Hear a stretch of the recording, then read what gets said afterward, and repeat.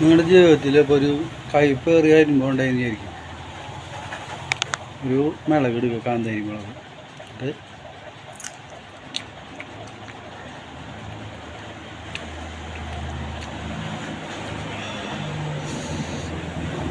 അപ്പം നല്ല എരിവുള്ള അനുഭവം.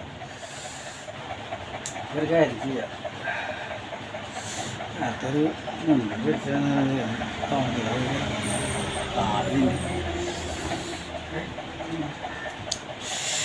നല്ല അനുഭവമായി ഇപ്പോൾ. അപ്പോൾ നമ്മൾ മുന്തിരി ഇതിന്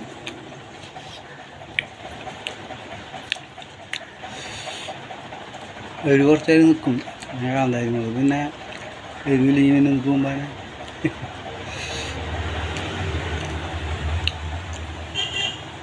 അങ്ങനെ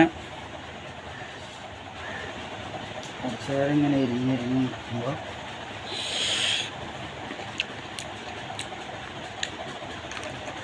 അങ്ങനത്തെ എരുമാറണ വരങ്ങനെ ഇതൊന്നും. ഇപ്പം എങ്ങനെയുണ്ട് അനുഭവം? എന്നോട് തന്നെ ചോദിക്കണം കേട്ടോ. അപ്പോൾ എല്ലാ അനുഭവം കൂടിയായിരിക്കും.